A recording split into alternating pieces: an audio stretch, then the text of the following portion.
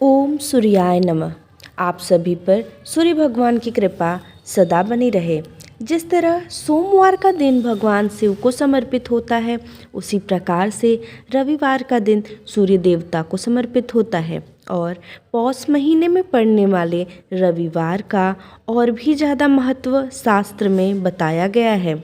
रविवार के दिन सूर्य देव की पूजा करने से, सूर्य देवता को अर्घ्य देने से जीवन के सभी दुख दूर हो जाते हैं, शारीरिक और मानसिक कष्ट दूर होते हैं, सभी प्रकार के सुखों की प्राप्ति होती है।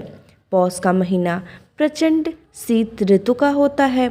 इस महीने सूर्य की उपासना, वह भी विशेषकर रविवार को करने से उपासक का तन, मन और भाव तीनों की शुद्धता हो जाती है। आज के दिन सूर्य देवता की पूजा करके सभी भक्त जनों को व्रत कथा अवश्य पढ़नी या सुननी चाहिए। तो आज की इस वीडियो में आप सुनेंगे रविवार की व्रत कथा। उससे पहले जानिए रविवार व्रत की विधि के बारे में। पौष के रविवार को सूर्य की उपासना के लिए सूर्योदय से पहले जागना चाहिए।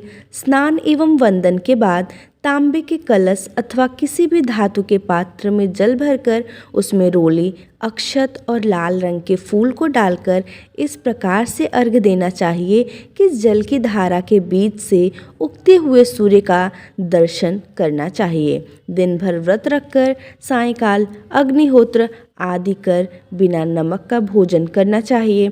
इस प्रकार इस महीने प्रत्येक रविवार को सूर्य की उपासना करने से दैविक, दैहिक और भौतिक तीनों कष्टों से छुटकारा मिल जाता है।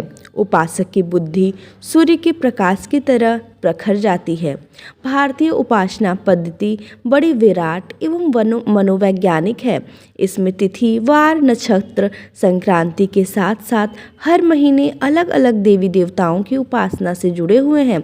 वस्तुतः चराचर के प्रकाशक देवता होने से सूर्य को सविता कहते हैं।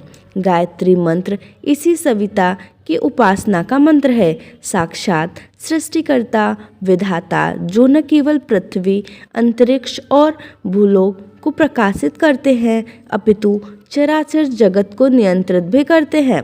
समस्त देवताओं के मुखिया भगवान भास्कर अपने धाता स्वरूप से संपूर्ण जगत को धारण करने तथा सबको कर्म जगत में प्रेरित करने के लिए वंदनीय हैं। जगत के समस्त घटनाएं तो सूर्य देव की ही लीला विलास है।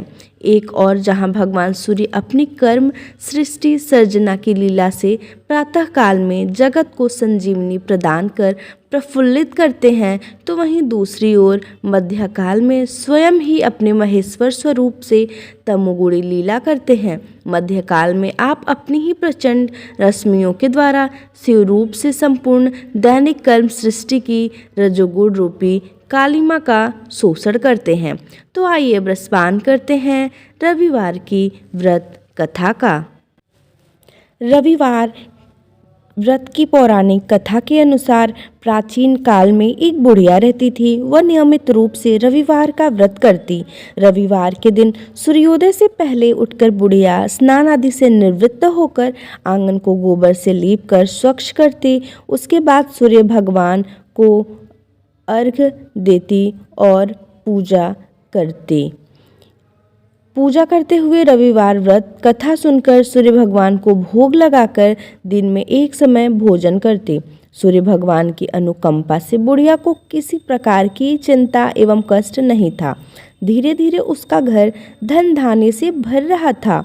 उस बुढ़िया को सुखी होते देख उसकी पड़ोसन उससे जलने लगी। बुढ़िया ने कोई गाय नहीं पाल रखी थी, अतः वह अपनी पड़ोसन के आंगन में बंधी गाय का गोबर लाती थी। पड़ोसन ने कुछ सोचकर अपनी गाय को घर के भीतर बांध दिया।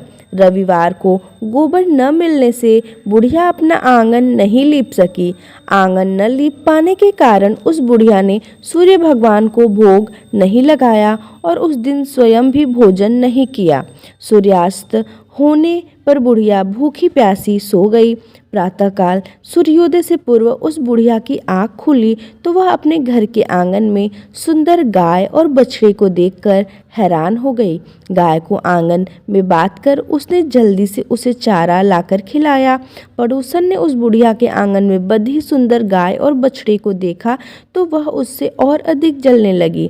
तभी गाय ने सोने का गोबर किया। गोबर को देखते ही पड़ोसन की आंखें फट गई। पड़ोसन ने उस बुढ़िया को आसपास न पाकर तुरंत उस गोबर को उठाया और अपने घर ले गई तथा अपनी गाय का गोबर वहां रखाई। सोने के गोबर से पड़ोसन कुछ ही दिनों में धनवान हो गई। गाय प्रतिदिन सूर्योदय से पूर्व सोने का गोबर किया करती थी और बुढ़िया के उठने के पहले पड़ोसन उस गोबर को उठाकर ले जाती थी। बहुत दिनों तक बुढ़िया को सोने के गोबर के बारे में कुछ पता ही नहीं चला। बुढ़िया पहले की तरह हर रविवार को भगवान सूर्यदेव का व्रत करती रही और कथा सुनती रही, लेकिन सूर्य भगवान को जब पड़ोसन की चालाकी का पता चला तो उन्होंने तेज आंधी चलाई। आंधी का प्रकोप देखकर बुढ़िया ने गाय को घर के भीतर बांध दिया। सुबह उठकर बुढ़िया ने सोने का गोबर देखा। उसे बहुत आश्चर्य हुआ। उस दिन के बाद बुढ़िया गाय को घर के भीतर बांधने लगी। सोने के गोबर से बुढ़िया कुछ ही दिन में बहुत धनी हो गई। उस बुढ़िया के धनी होने से पड़ोसन बुरी तरह जल भुनकर राख हो गई और उसने अपने पति को समझा बुझाकर उसे नगर के राजा के पास भेज दिया। सुंदर गाय को देखकर राजा बहुत खुश हुआ। सुबह जब राजा ने सोने का गोबर देखा तो उसके आश्चर्य का ठिकाना न रहा। उधर सूर्य भगवान को भूखी प्यासी बुढ़िया को इस तरह प्रार्थना करते देख उस पर बहुत करुणा आई। उसी रात सूर्य भगवान ने राजा को स्वप्न में कहा, राजन, बुढ़िया की गाय व बछड़ा तुरंत लौटा दो, नहीं तो तुम पर विपत्तियों का पहाड़ टूट पड़ेगा, तुम्हारा महल नष्ट हो जाएगा। सूर्य भगवान के स्वप्न से बुरी तरह भयभीत राजा ने प्रातः उठते ही गाय और बछड़ा बुढ़िया को लौटा दिया। राजा ने बहुत सा धन देकर बुढ़िया से अपनी गलती के लिए क्षमा मांगी। राजा ने पड़ोसन और उसके पति को उनकी इस दुष्टता के लिए दंड दिया। फिर राजा ने पूरे राज्य में घोषणा कराई कि सभी स्त्री पुरुष रविवार का व्रत किया करें। रविवार का व्रत करने से सभी लोगों के घर धन धान्य से भर गए।